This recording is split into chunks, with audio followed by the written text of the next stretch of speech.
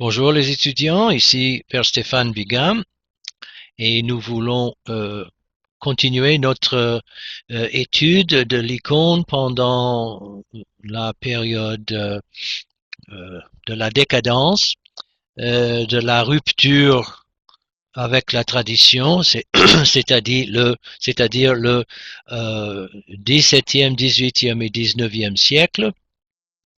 Et aussi, nous voyons ici le titre, rupture avec la tradition vers la décadence, les siècles que je viens de nommer.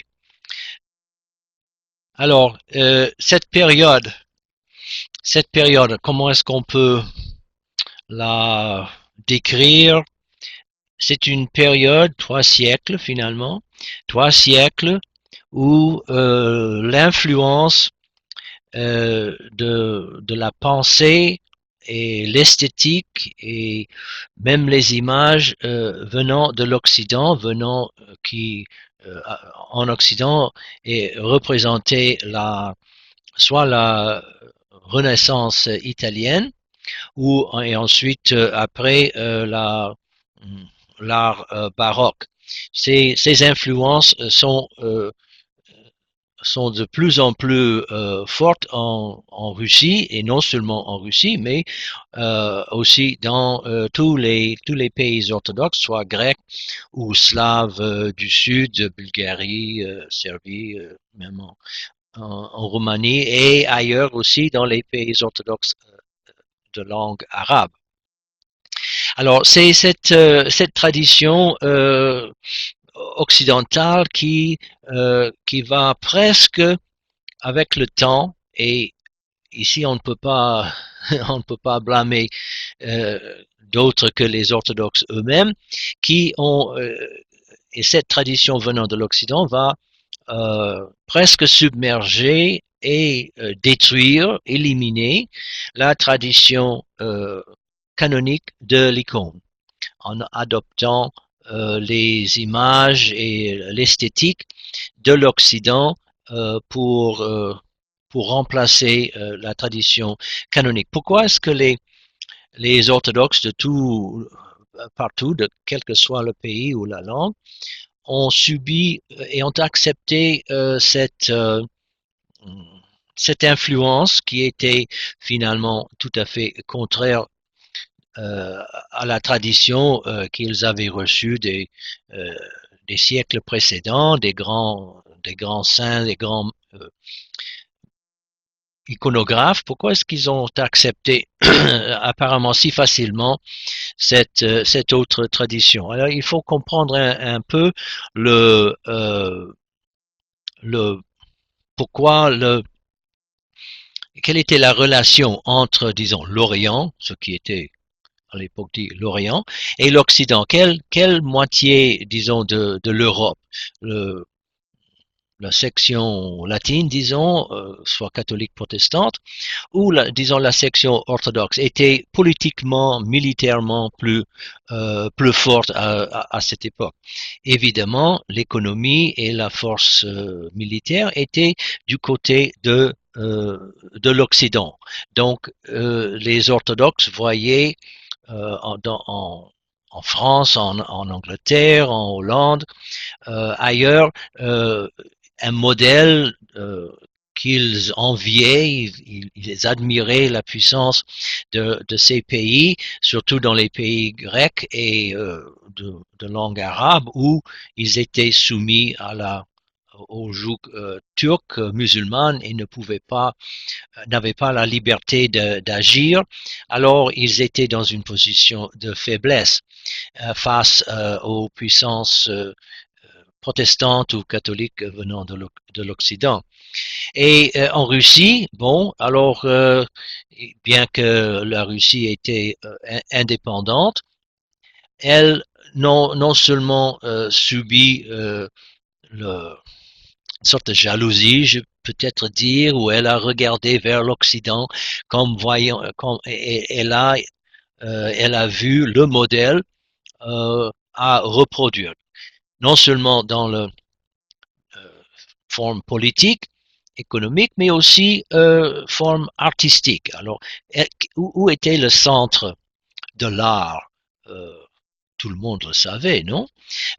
Où était le centre de l'art à cette époque-là? Évidemment, c'était, et depuis plusieurs siècles, c'était en Italie. Et le style de Michel-Ange, de Raphaël, et les autres grands peintres de la Renaissance italienne et aussi la période baroque. Après, euh, ils étaient, et il faut l'avouer, ces peintres étaient de grands maîtres de l'art, mais ils peignaient selon une inspiration autre que l'inspiration de l'iconographie traditionnelle et canonique euh, de l'orthodoxie. Nous avons déjà parlé un peu plus dans une autre session comment vers l'an 1000, 1200, après la période romane en Europe occidentale, que les artistes ou l'Église latine a choisi de suivre un autre chemin, le gothique, etc., baroque, la Renaissance, ce nouveau chemin était inspiré par une autre esthétique, euh, une autre vision que celle qui est à la base de l'iconographie canonique. Bon, très bien. L'Occident a choisi un autre chemin. L'Orient a choisi de continuer sur les traces de la tradition canonique. Par contre, à cette époque, ces siècles-là, 17e, ça c'est 1600, 1700, 1800, pendant ces siècles, la tradition, la force de la tradition occidentale, non seulement en politique, militaire, euh, beaucoup d'influence, mais aussi au niveau artistique, a de plus en plus envahi les territoires ou les pays dits orthodoxes et à force de ces grands artistes occidentaux, les Russes, les Grecs, les autres ont admiré tellement ces artistes et leurs arts qu'ils ont commencé, un mouvement a été commencé pour adopter de certains des techniques, certains des points de vue, l'inspiration pour peindre des icônes.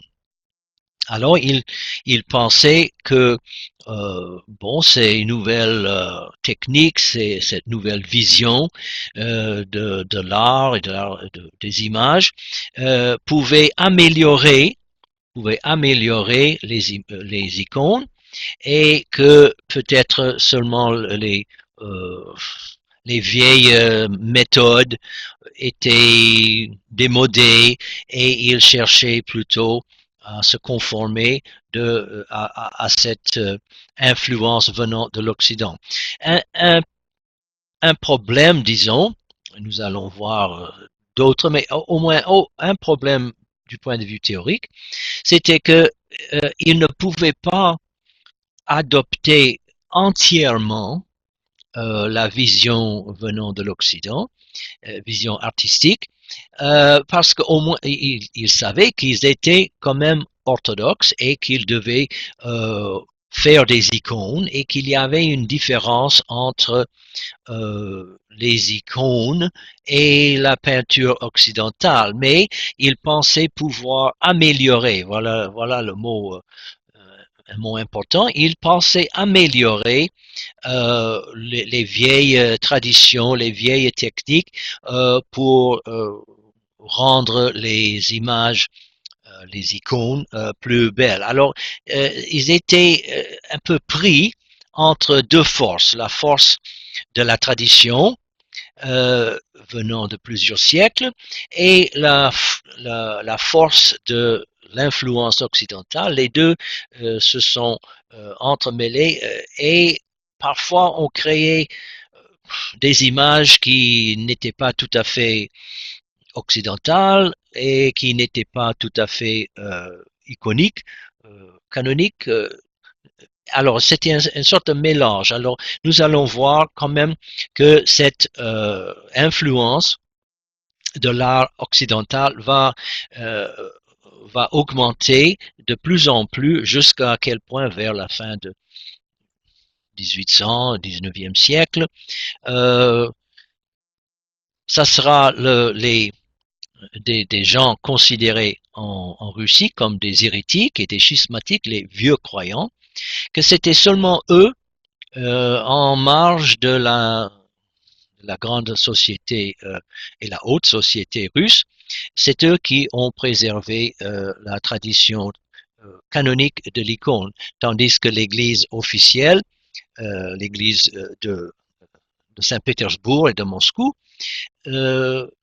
ouvertement prônait les images du style italien, des icônes italiennes, bon, ça veut dire des icônes ou des images peintes selon les canons de l'art occidental. Alors, bon, alors ça c'est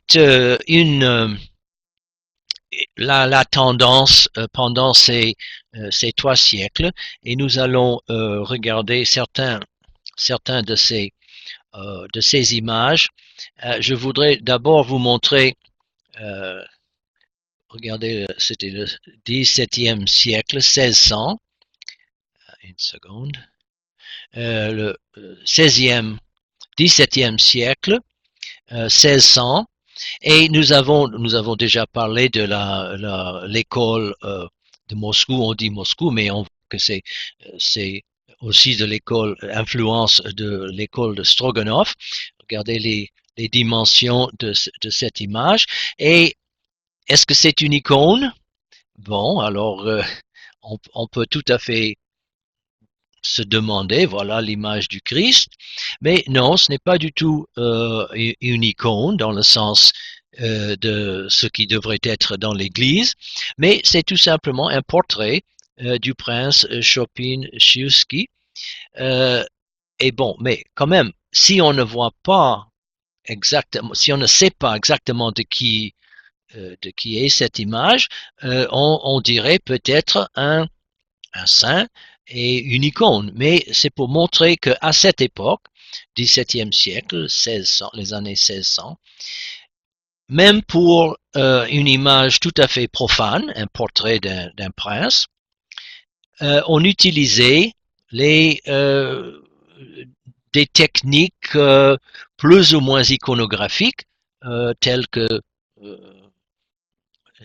le trois quarts ici, en tant qu'image, 3/4 le visage, mais il n'y a pas de nimbe pour indiquer que c'était un saint. Le Christ est là en haut pour dire que le Christ bénit cet homme-là. Mais c'était tout à fait un portrait, mais dans le style, disons, iconographique, plus ou moins, et ça va continuer jusqu'au moment où les portraitistes, les artistes adoptent entièrement le style occidental pour les portraits des tsars ou les personnes importantes.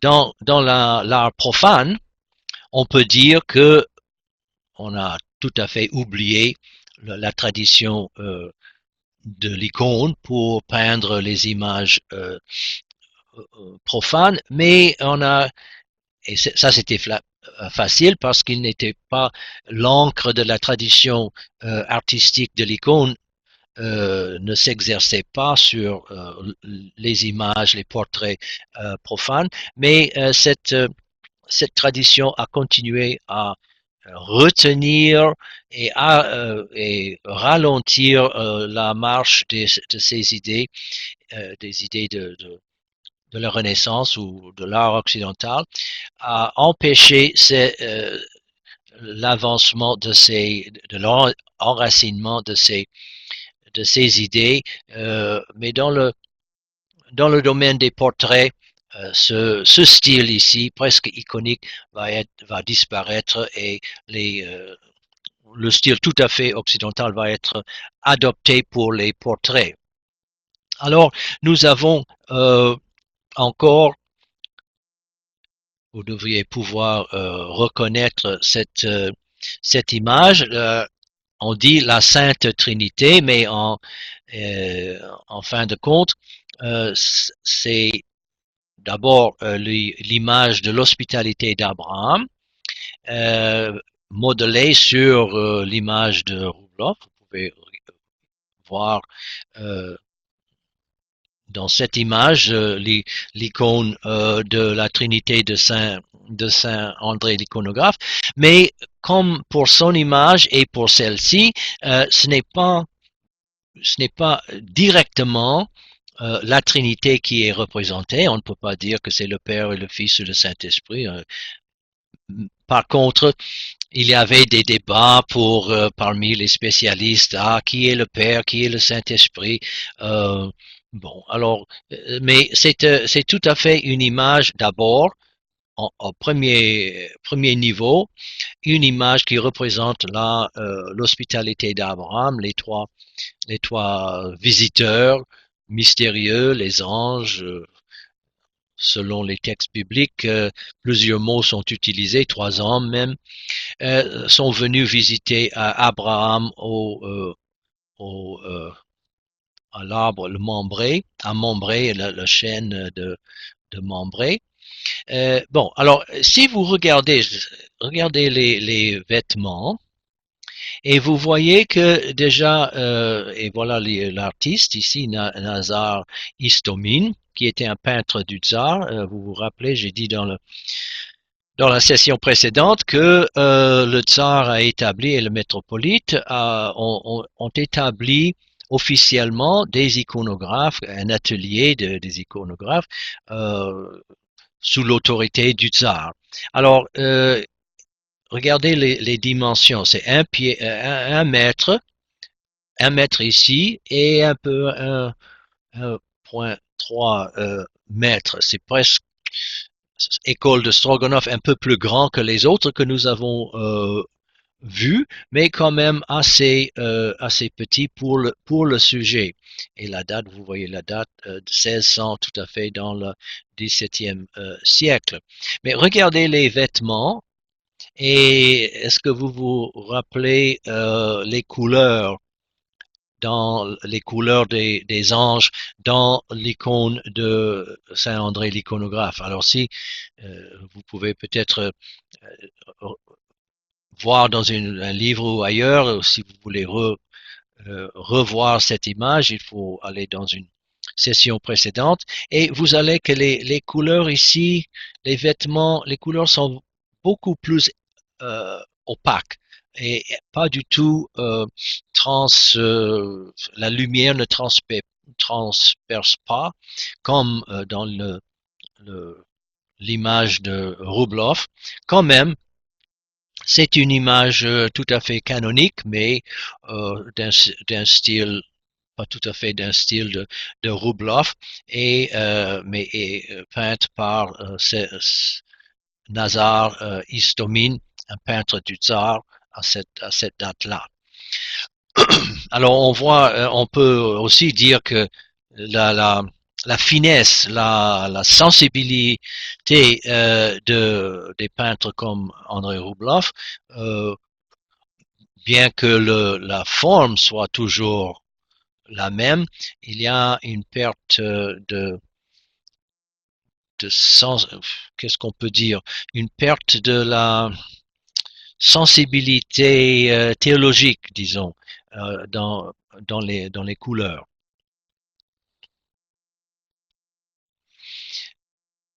Nous avons vu aussi dans la session précédente où il y avait des images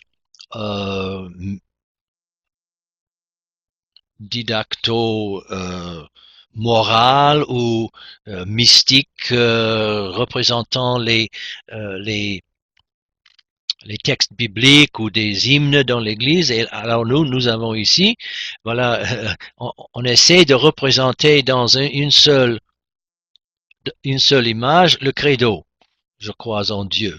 Alors, bon, vous voyez que cette tendance que nous avons vu commencer dans la période de Moscou, le XVIe siècle, continue et s'amplifie. Regardez la date, les dates ici, et aussi les dimensions. Alors, 1,5 m presque de cette image, c'est très grand, et mais aussi très complexe, tellement complexe que finalement, qui pourrait l'expliquer, même avec ces dimensions-là, cette tendance vers la complexité et donc presque illisibilité de ces images. Euh, Est-ce que c'est beau? Bon, c'est la question de la beauté n'est pas une question première qu'on devrait poser en regardant une image. Ça, c'est important, la beauté, mais est-ce que c'est canonique? Est-ce que ça remplit le, euh, les critères pour une icône qui devrait enseigner, inspirer et à travers laquelle les fidèles peuvent entrer en communion avec les personnes représentées?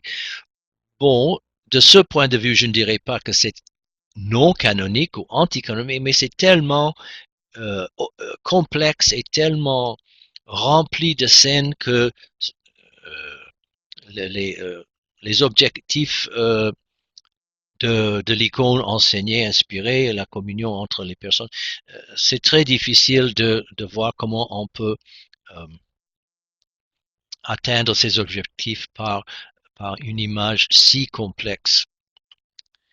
Bon, voilà une autre image. La dormition. Alors, vous voyez ici la dormition de la Vierge. Marie ici est morte sur la bière. Il y a les apôtres autour et le Christ derrière qui tient, lui, il tient l'âme de la Mère de Dieu.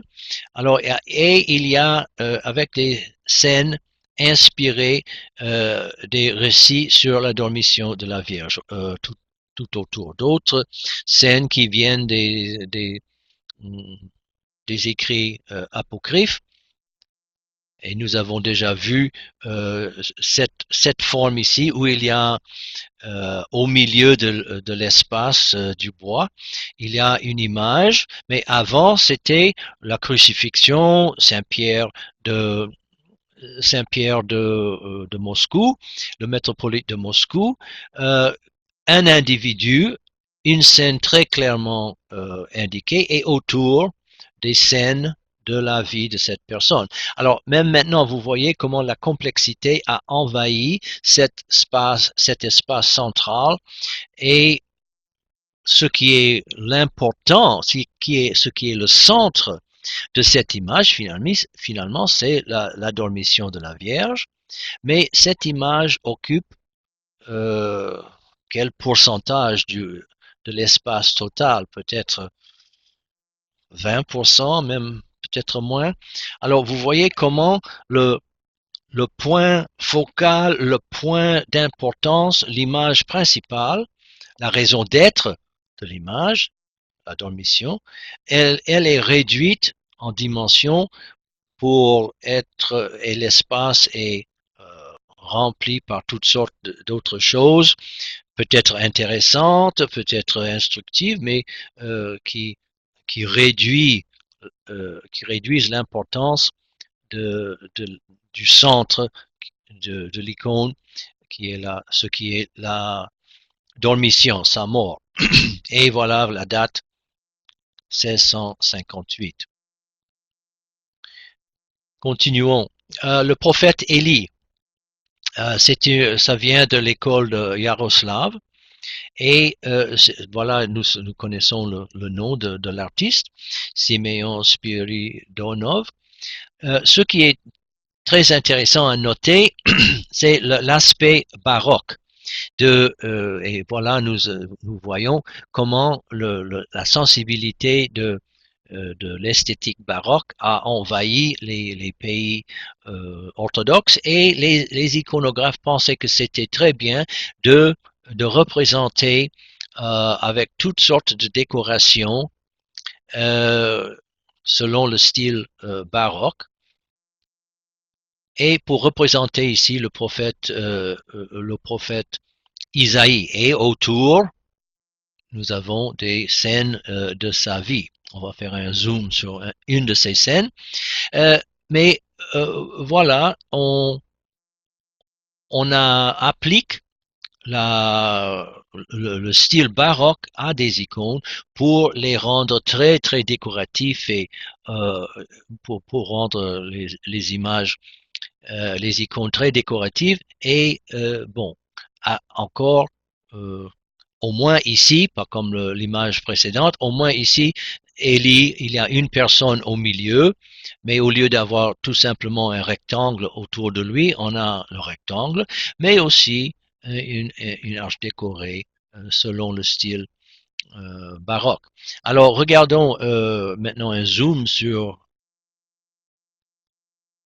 voilà, et ici le prophète Élie encore, et regardez, voilà, c'est très, très, très visible, très clair ici, comment toute cette espace autour du prophète et de l'ange est décoré selon le style baroque et même les vêtements et tout, et reflète l'adoption du style baroque dans les images.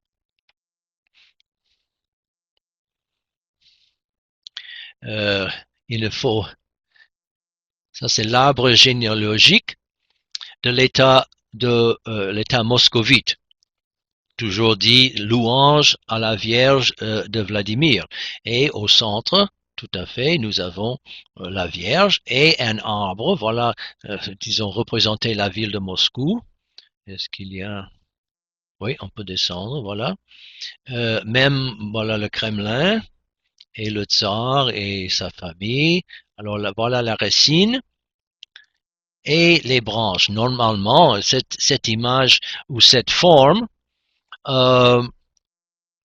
est utilisée pour l'arbre de Jessé, la généalogie du Christ.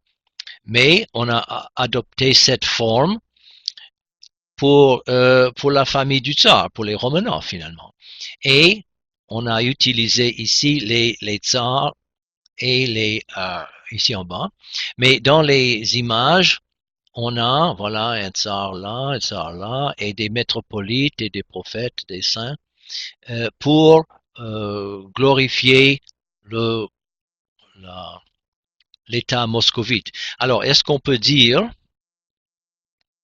on peut certainement dire que c'est le tsar a tout simplement pris une forme artistique, l'arbre de Jessé, et à l'adopter pour, disons, une sorte d'image mi-politique, mi-religieuse.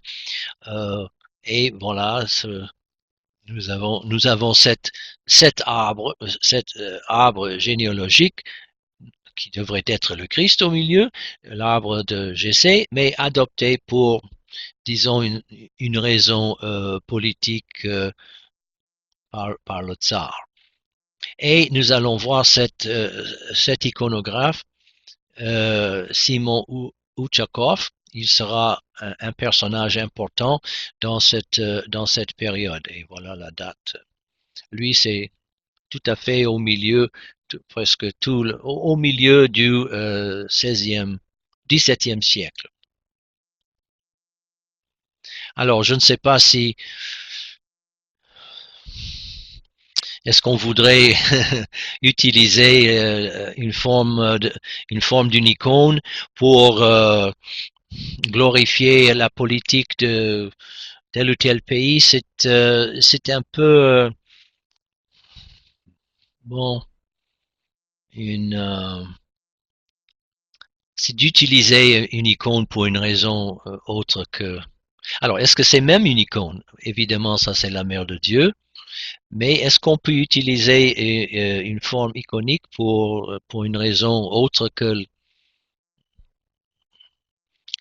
image religieuse? Bon, alors, de toute façon, le tsar a fait peindre cette image. Une autre image par Siméon Outchakov, nous avons l'autre précédent était aussi par Siméon. Alors nous avons une deuxième, et c'est lui, il est tout à fait un peintre qui représente qui a adopté les principes artistiques de l'Occident et il voulait les appliquer. Et vous voyez l'Emmanuel, le Christ enfant, avec ses boucles d'oreilles ici, il a l'air de sortir d'un salon de coiffure avec un permanent. Mais voilà, c'est tout à fait une image et cette forme, ce visage, on va pouvoir cette forme, la reconnaître dans d'autres images peintes par d'autres iconographes. Ça va devenir tout à fait caractéristique de cette période et de cette période qui mène vers la décadence dans l'iconographie. Mais Simon Outchakov, ce nom est, est à retenir. Une autre image par lui est noté les détails, ça c'est le style baroque ici. Toujours le grand détail de décoration partout. Et voilà, nous avons les cheveux bouclés, voilà l'image que ces artistes ont adopté. Bon, ce n'était pas une invention de leur part parce que ça, c'est André Roubloff aussi a utilisé ça.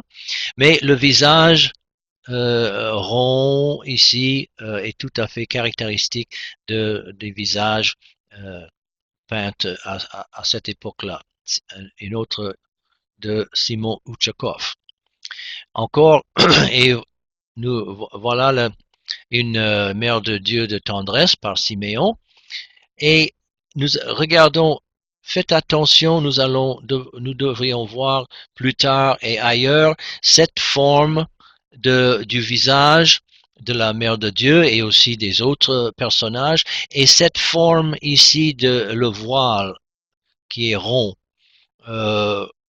Monde et dans d'autres images dans le passé c'était une autre forme, mais et orange, la couleur ici c'est orange au lieu de bleu ou rouge. Bon, alors avec des zones d'ombre, et alors ça c'est tout à fait caractéristique de cette période que de le début de la décadence. Alors, la Sainte Face, encore par Outchakov, ce qui était prôné par ces artistes, nous allons voir non seulement Simon Outchakov, mais aussi Joseph Vladimirov. Ils ont écrit des documents où ils ont exposé leur point de vue de la manière. Ce sont des traités comme les artistes et d'autres auteurs italiens ont écrit des traités pour expliquer leur point de vue, leur vision artistique. Alors les Russes aussi certains ont écrit des documents et nous les avons préservés pour nous et sont disponibles. Vous pouvez, si vous voulez lire ces documents, vous pouvez aller à mon site web srbigam, bigham.com. Et dans le livre, il y a un livre électronique là qui est disponible. Vous pouvez le lire ou même l'imprimer si vous voulez. qui parle de tous ces documents. J'ai fait une traduction de tous ces documents et maintenant vous pouvez les lire et un de ces documents parle de la théorie artistique de ce groupe d'artistes dont faisaient partie Simon Outchakov et Joseph Vladimirov. Et presque toujours le mot revient, il faut, selon eux, peindre selon la nature. Selon la nature, ça veut dire quoi? Bon, évidemment, selon cette théorie, la vieille tradition de l'icône selon eux, ne peignait pas selon la nature, selon ce qu'on voit, selon les principes, disons, de l'art occidental. Et eux, ils voulaient écrire, ou on dit parfois écrire, ou peindre des images selon la nature. Ça veut dire les visages aussi ressemblants au visage de tous les jours, de tous les hommes et femmes, que possible. Alors, voilà, nous avons un visage, la Sainte Face, qui est l'histoire, je vous rappelle l'histoire du roi Abgar au temps du Christ, qui était malade dans le royaume d'Édesse, et il a envoyé son ambassadeur chez le Christ pour demander qu'il vienne guérir le roi. Le Christ a refusé, disons il devait s'occuper de sa mission en Israël, mais il a pris un linge ici, et l'a appliqué à son visage, et son visage a été, une image de son visage a été transférée sur ce morceau de tissu, et il a donné ce morceau de tissu avec l'image, la Sainte Face, à, l'ambassadeur, et l'ambassadeur l'a apporté à Abgar, et le roi Abgar a été guéri par cette image du Christ. Alors, c'est une tradition. Nous savons très bien qu'il y avait vraiment un royaume d'Édesse, et il y avait des rois Abgar, plusieurs, mais on ne peut pas, il n'y a pas de confirmation historique de cette tradition. Mais quand même, ça, c'est à la base de cette image de la Sainte Face, dans ce cas ici, peinte par Simon Outchakov. Une autre image par lui de la Sainte Trinité. Vous voyez que le baroque, voilà cette arche-là, et ici il y a une multiplication d'objets sur la table. Vous voyez ici, et dans les chaises, que presque tout a été, il y a très peu d'espace où on ne voit rien. Le baroque voulait remplir tout l'espace de décoration. Et vous voyez encore le visage rond que nous avons vu dans l'image de la Mère de Dieu. Alors à cette époque-là, le baroque a presque gagné tout le territoire. Voilà une image de la Pentecôte de Joseph Vladimirov, et nous pouvons voir non seulement le style baroque ici, mais nous voyons plusieurs changements, tout à fait des changements dans l'iconographie de la Pentecôte, pour montrer comment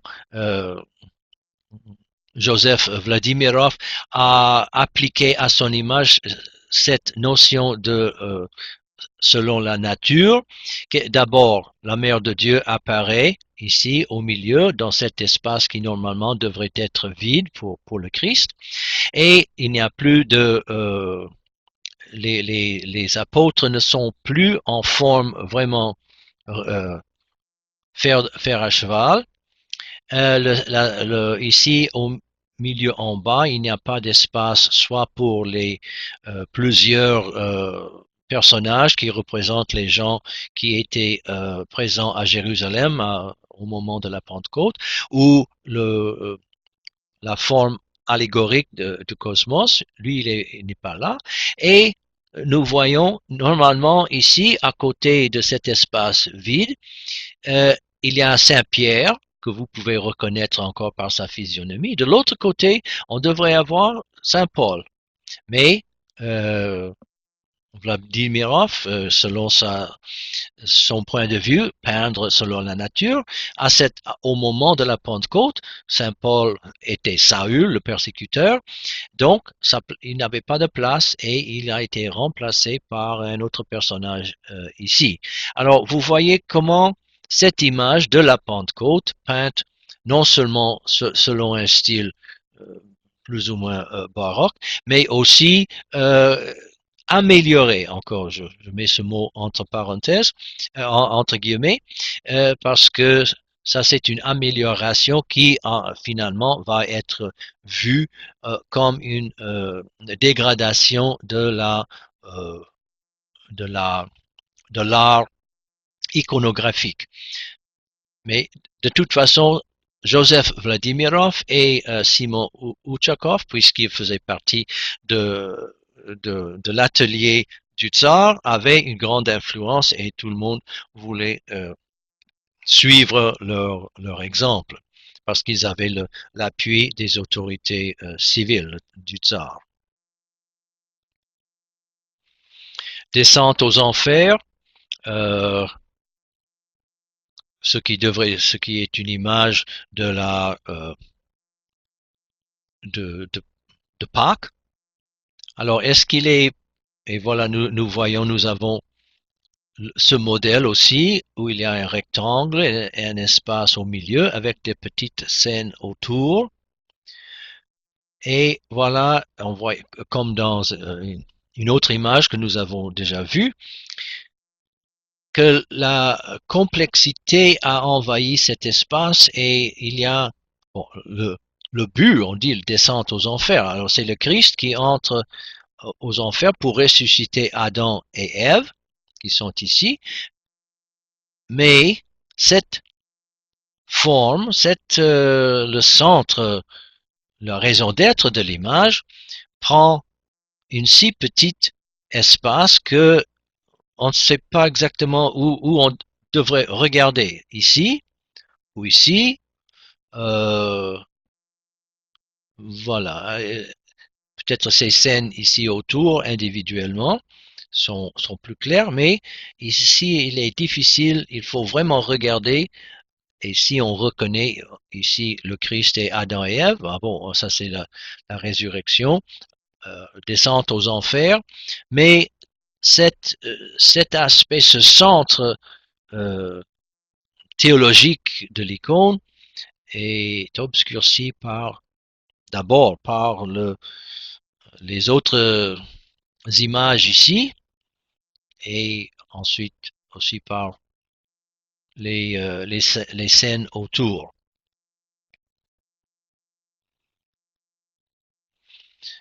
Des six de la Mère de Dieu et est-ce que vous voyez, c'est très clair ici, ce visage rond avec des zones d'ombre ici et un peu, ici nous combinons un peu le voile rond que nous avons vu de d'Ushakov et les plis traditionnels dans son voile, mais le visage, on a un peu l'impression que c'est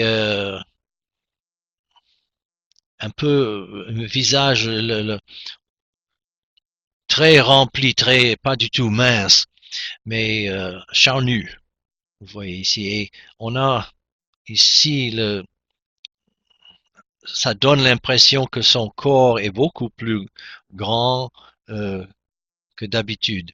Mais ce visage est tout à fait caractéristique de ce style du XVIIe siècle.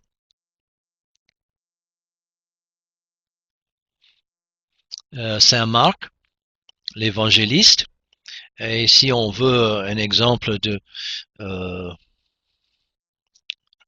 d'une image en style baroque, en voilà un très bon exemple. Regardez c'est presque, et voilà ce qui est, bon, l'iconographe Siméon Spiridonov, évidemment, il voulait peindre une icône. Bon, alors il faut avoir quelqu'un, un saint, le Christ, la mère de Dieu. Alors dans ce cas, Saint Marc l'évangéliste. Alors lui, il est ici. Mais tout autour, et voilà la tendance, le désir, le goût du baroque, c'était de remplir avec des décorations, des, toutes sortes de goody-goody pour manifester le talent artistique du peintre. Alors, on veut voir, au lieu d'avoir certains bâtiments, certains édifices pour montrer que bon, c'est une ville, nous avons une complexité de bâtiments, de décoration partout, que on est ici en haut, le signe de Saint-Marc, et que notre attention est attirée vers des choses tout à fait secondaires. C'est presque comme si c'était tout simplement une occasion, une excuse, disons, de peindre une image et montrer son talent. Bon, mais il devait avoir un saint. Bon, il a mis Saint-Marc. Ça pourrait être, il faut changer ça, mais quand même, c'était une excuse plutôt de peindre dans le style venant de l'Occident. Alors Siméon, voilà un autre nom, Spiridonov, avec Siméon Ushakov et Joseph Vladimirov. Ce sont des représentants de cette période. La Trinité, encore une autre, et vous reconnaissez les visages et les cheveux bouclés là, de la Trinité, multiplication et on a perdu presque totalement la transparence des vêtements et des couleurs qu'on voit dans l'image de Saint André, l'iconographe. La Trinité, scène de Genèse, atelier, ça c'est de l'atelier iconographique du tsar, tout à fait encore une complexité, voilà, on ajoute toutes sortes de choses qui finalement couvre ou fait un ombrage sur ce qui est central. Dans ce cas ici, les trois anges et Abraham et Sarah.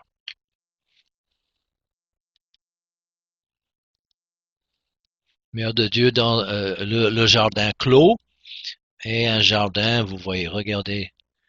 Ce n'est pas, qu'est-ce qu'il faut dire, voilà, l'artiste. Est-ce que c'est une non canonique? Voilà la mère de Dieu, voilà le Christ.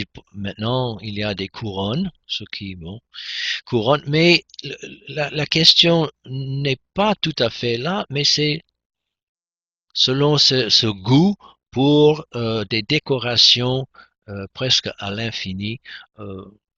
Donc, ce qui est central est assujetti à cet autre désir de remplir tout l'espace avec des décorations. Voilà une autre forme, une autre icône ou image. Je ne sais pas si je voudrais utiliser le mot icône, mais bon. La Pentecôte de l'école de Kostroma. Une des caractéristiques de cette période, de ces 3 siècles, c'est le développement de plusieurs autres centres d'iconographie et bon, alors Kostroma était un de ces centres qui va développer. Nous allons entendre parler de d'autres d'autres centres, et vous voyez, c'est presque une reproduction de l'image de Vladimirov, Marie la Mère de Dieu ici. Il n'y a pas d'espace ici pour Cosmos. Et est-ce qu'on peut dire que ça c'est Saint Pierre et Paul ici? Ça ne semble pas là. Non, ça ce n'est pas Saint Paul. Ça pourrait être Saint Paul, mais donc Saint Pierre, normalement c'est l'inverse, Saint Pierre ici, Saint Paul là. Bon, selon encore les styles et les idées de Vladimirov et son groupe. Voilà, encore une autre image de Kostroma, cette école. Je ne sais pas si, mais quand je vois ça et je vois ça donne l'impression de l'éclair ou d'une scie. Euh, les éléments sont là. Voilà Joseph, voilà les sages-femmes, voilà les trois mages, les anges. Les anges, non, il n'y a pas d'anges. Voilà un berger, le Christ, mais il n'y a pas de caverne. Où est la caverne normalement? Est-ce que c'est ici en bas ça? Bon, euh, il y a des libertés que les iconographes ou les peintres ont pris avec la tradition et Notre Père. Ça, c'est une icône, une image de Notre Père à la fin du XVIIe siècle. Euh, Qu'est-ce qu'on peut dire? C'est très complexe. Est-ce que vous pouvez comprendre le Notre Père dans cette image? Ce qui est intéressant aussi, qui montre l'influence de l'art occidental, soit catholique, soit protestant, ce sont des scènes qui reproduisent des gravures de la Bible de Piscator. Alors, c'était d'une origine, une Bible protestante qui était très populaire avec des images de 1650 qui sont arrivées en Russie et que les iconographes, les peintres ont reproduit, les scènes qu'ils ont reproduites de leur manière, mais inspiré par cette Bible de Piscator, une des sources occidentales qui a inspiré les artistes russes à l'époque. Saint Jean-Baptiste, bon, tout simplement encore baroque. Voilà Palek, une autre école, c'était une ville où on a développé un certain style et regardez la complexité là. Mais de toute façon, c'est important. Palek était un autre centre d'iconographie à cette époque-là qui a développé à côté de Moscou et de Saint-Pétersbourg et les autres centres iconographiques.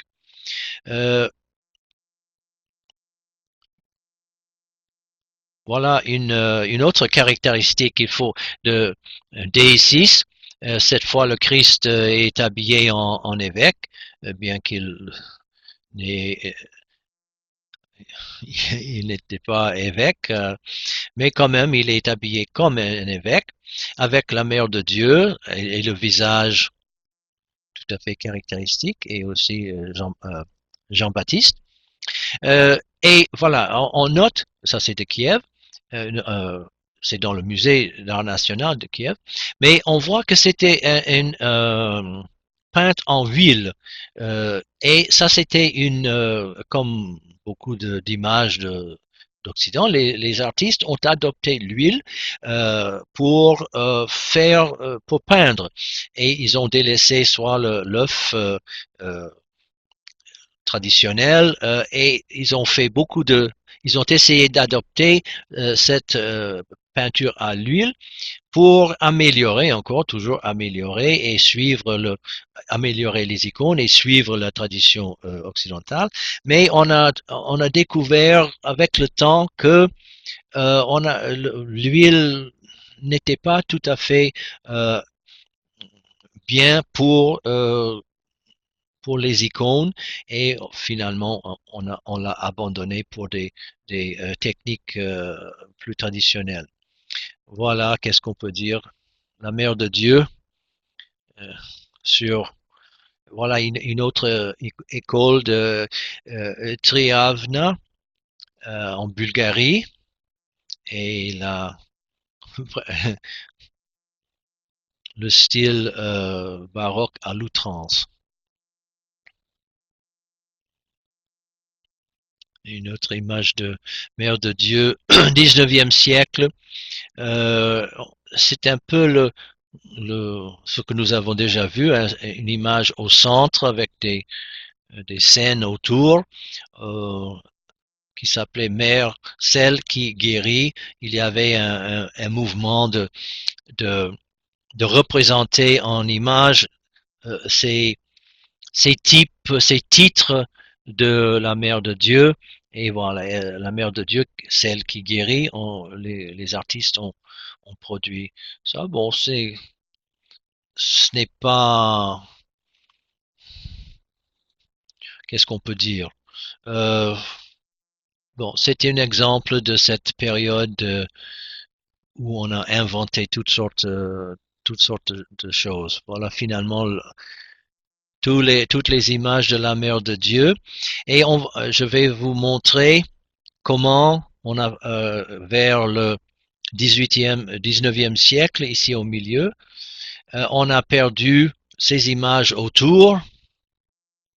Voilà, toutes les formes des icônes de la Mère de Dieu. Voilà, il y a même un petit rectangle ici, un plus grand ici, et ensuite, bon, alors il y a 3 niveaux, disons, de cette image, et on a complètement adopté pour ici et pour beaucoup d'autres, on va voir ça,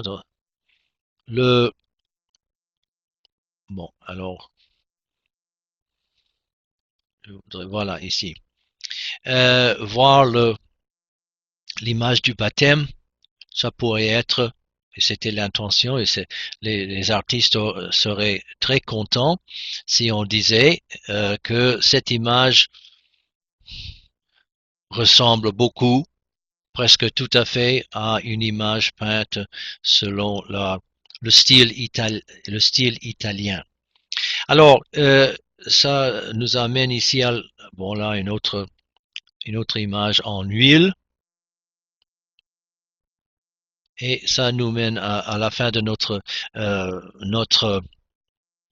diaporama, mais je voudrais attirer votre attention sur ce livre que vous pouvez